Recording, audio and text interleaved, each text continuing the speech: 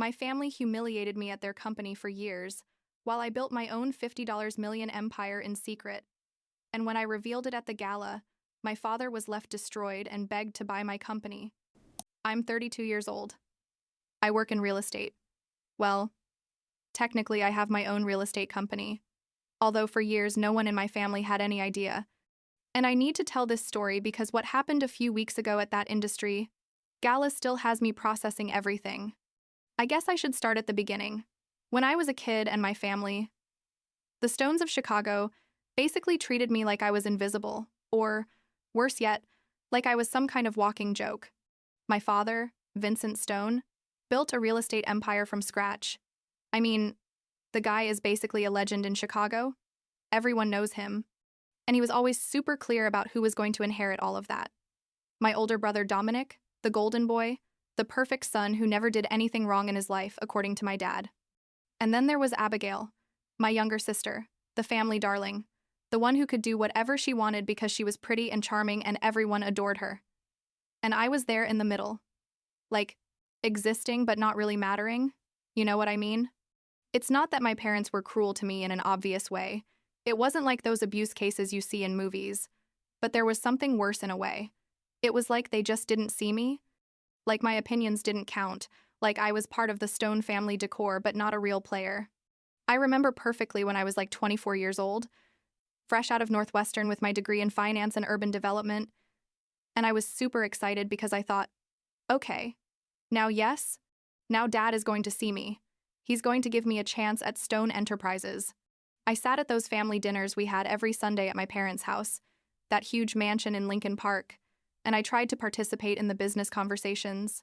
My dad and Dominic talked about their projects, about the properties they were acquiring, about market strategies, and I tried to throw in my 2 cents, give opinions, suggest ideas that honestly were pretty good if anyone had bothered to listen to them. But what happened was this. I'd say something like, "Hey, have you considered the potential of properties in such and such neighborhood? Prices are dropping, but gentrification is coming. It's the perfect time to invest." And my dad literally looked at me for 2 seconds, made like a little sound with his mouth, like, and then turned to Dominic, and they continued their conversation as if I hadn't said anything. Or worse, sometimes Dominic would laugh, not in a cruel way, but in that condescending way that was 1,000 times worse, and say something like, "Oh, Isabel, how cute. You think you understand this?" And then he'd explain exactly the same idea I had just proposed, but in different words, and my dad would praise him. Say, "That's exactly what we need. Good work, son." The truth is, that happened to me so many times, I lost count. I'd present ideas at those dinners, at the few business meetings they let me attend, and it was like I was talking to thin air. My sister Abigail didn't even try to participate in the business. She was happy planning social events and hanging out with her friends and being the family princess. And that was fine. Seriously, to each their own. But I wanted to be part of what my dad had built. I wanted to prove that I also had that instinct, that vision for business. There was one specific moment. I think it was like 6 months after I graduated. We were at a strategy meeting at the Stone Enterprises offices. Those super elegant offices on the 40th floor of a skyscraper in the Loop, and I had prepared an entire presentation about a mixed-use development project I had researched. I had done the numbers, analyzed the market, created financial projections. Everything. I arrived at that meeting with my laptop and my charts, and I was like, okay, today's the day.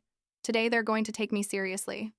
I started presenting, and literally 3 minutes in, my dad raised his hand and said, "Isabel, we appreciate your enthusiasm, but the adults are trying to solve real problems here.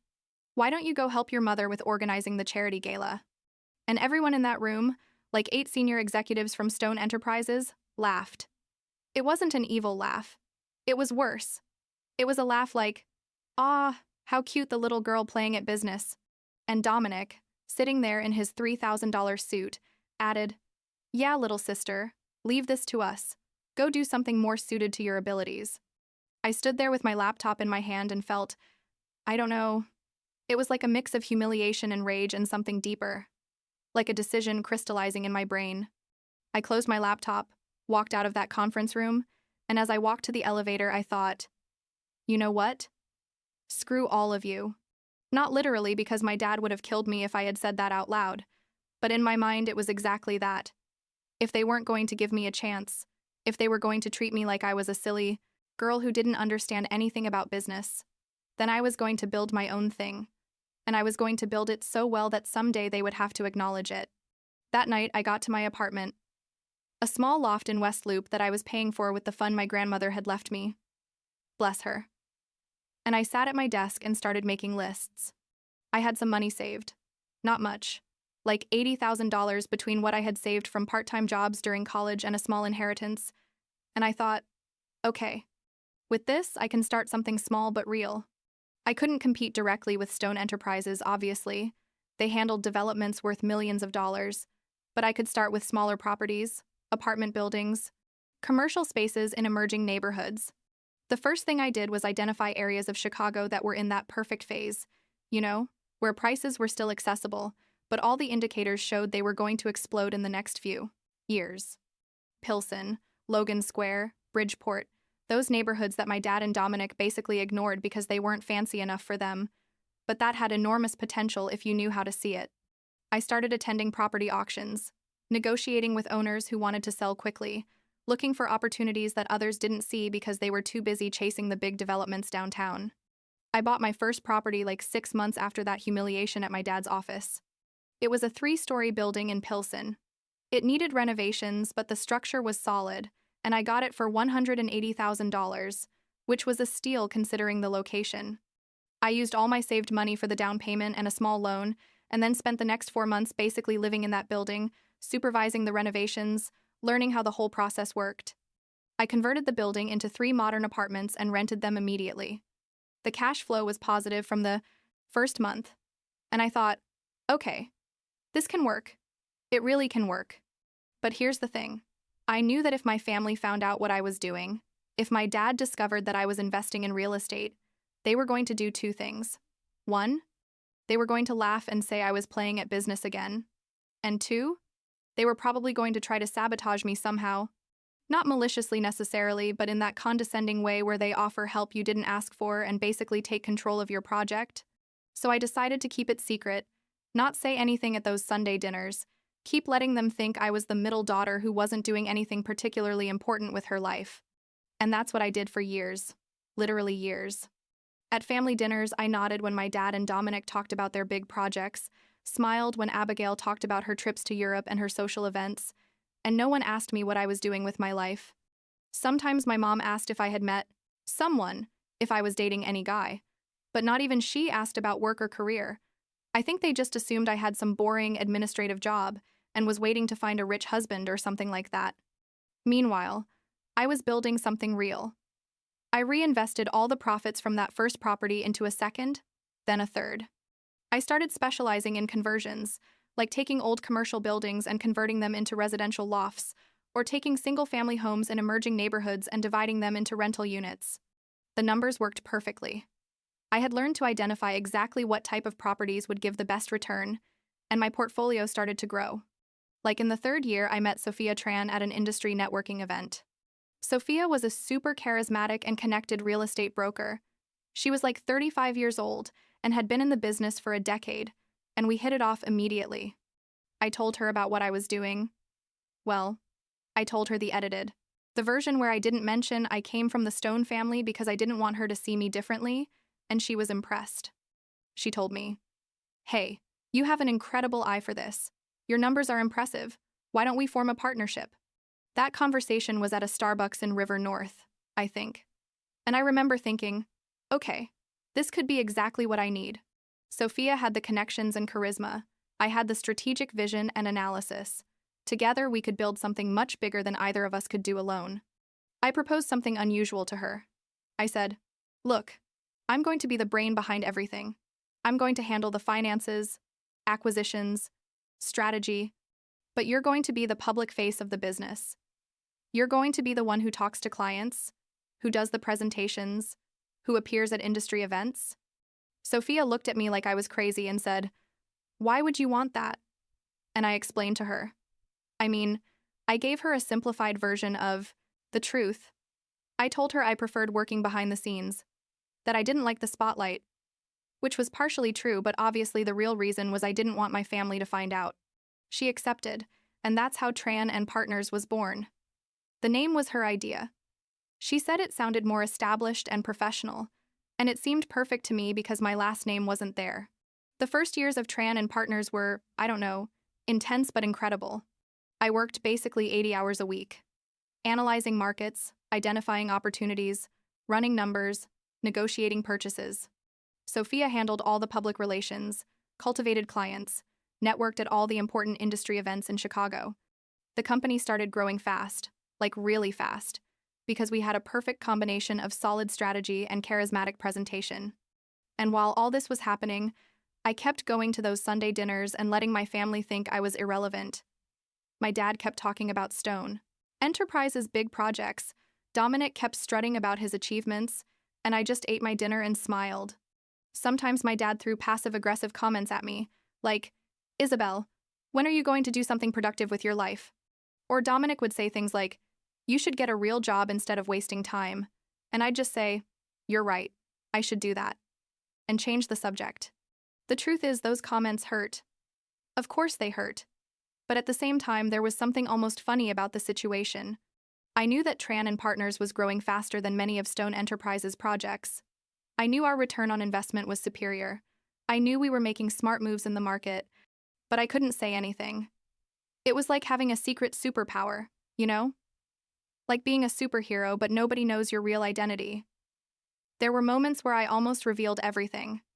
Like when Dominic was bragging about a project in West Loop and I knew, literally, knew, that he had overpaid for the property and the project was going to have problems.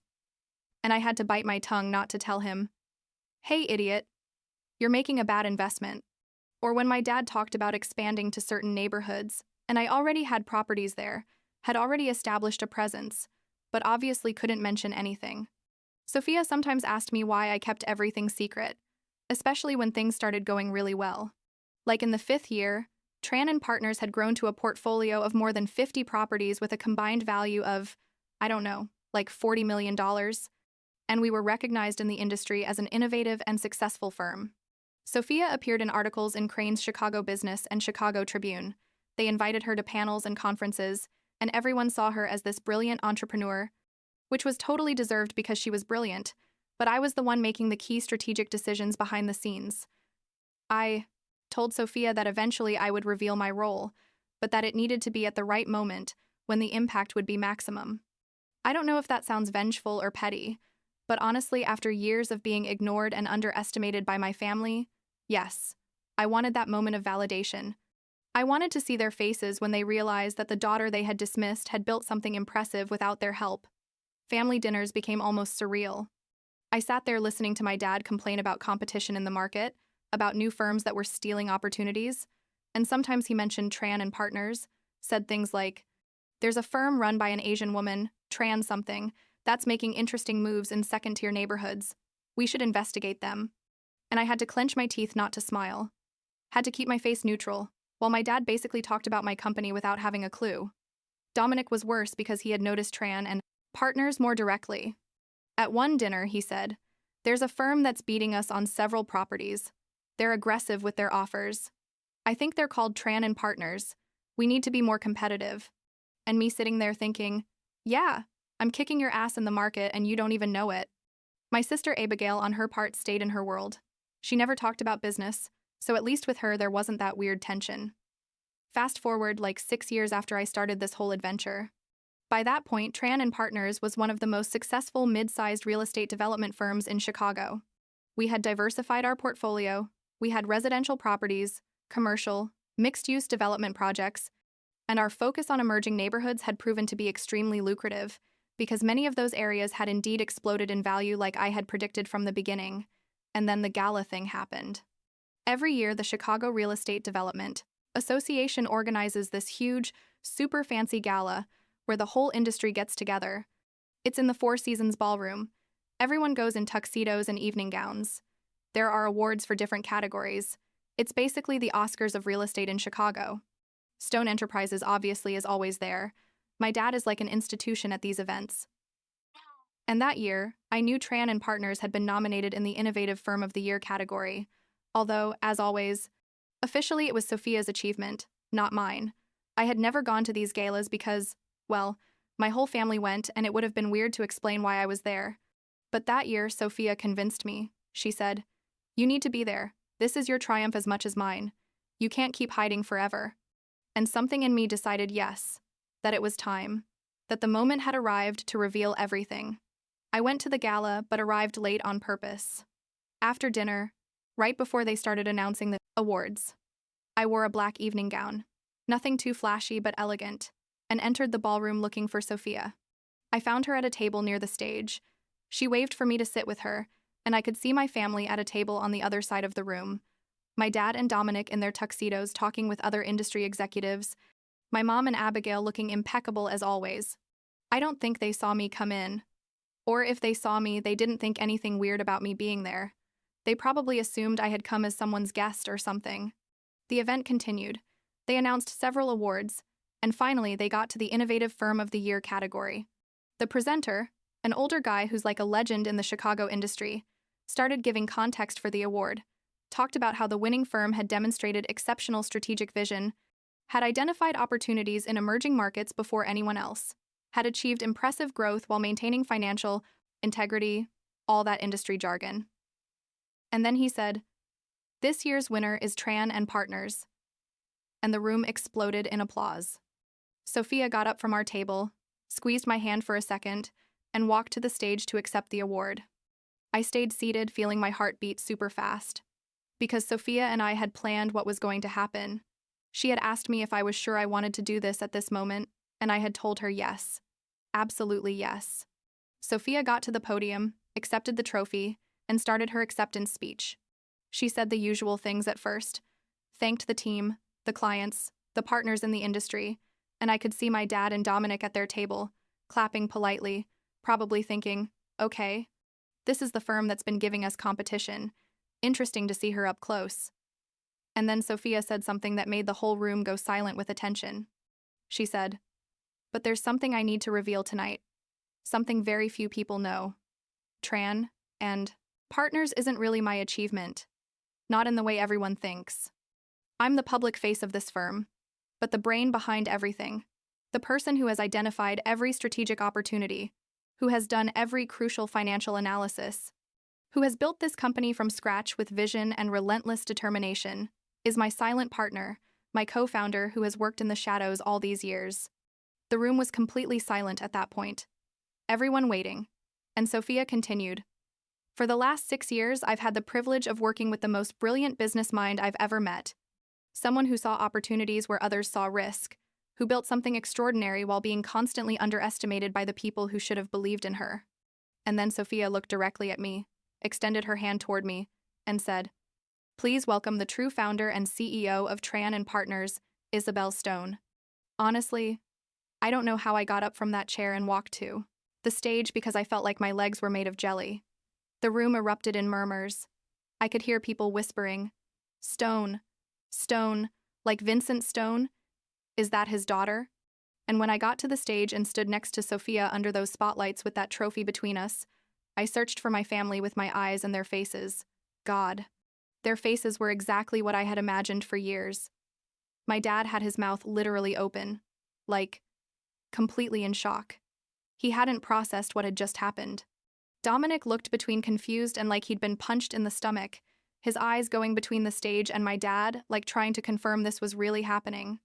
My mom had her hands on her cheeks, and Abigail, bless her, was the only one who was smiling, like genuinely happy and surprised in a good way. Sophia passed me the microphone, and I stood there for a second, the whole room waiting for me to speak. And the truth is, I hadn't prepared a speech. I had thought about what I wanted to say, but hadn't written it down or anything. So I just spoke from the heart. I said, "Thank you. Thank you all. This award means a lot to me. More than you probably imagine. 6 years ago, I decided to build something of my own after being constantly ignored and underestimated by people who thought I had nothing valuable to contribute to the business world. I was told to leave business to the adults. I was told I didn't understand how the industry worked. I was treated as if my ideas were worthless. And instead of giving up or seeking their approval, I decided to prove them wrong. Not by talking, but by building. Tran and Partners was created in response to that underestimation, and every property we acquired, Every project we completed, every victory we achieved, was proof that I did understand this, probably better than the people who dismissed me. And then I said something that probably sounded a bit petty, but that I needed to say. I looked directly toward my family's table and said, "This award is for everyone who was underestimated, ignored, or dismissed by people who couldn't see their potential. For everyone who built something beautiful despite rejection, not thanks to approval. Thanks to Sophia for believing in me when others didn't, and thanks to everyone who doubted me, because your doubt was the fuel I needed to succeed." The room exploded in applause, standing ovation, and I honestly couldn't believe it was happening. Sophia hugged me on stage and whispered, "You did amazing." And we went down together back to our table while people stopped us to congratulate us and ask questions. Everyone wanted to know the whole story, how I had built everything in secret, why I had kept my identity hidden. And I answered as best I could while processing the fact that I had finally done it, finally revealed everything. And then my dad appeared. The gala was ending.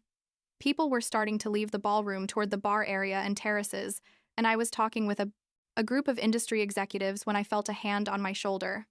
I turned around and there was Vincent Stone, my father, with that expression on his face that I couldn't completely decipher. It was like a mix of shock and something else. Pride, maybe, or confusion, or both.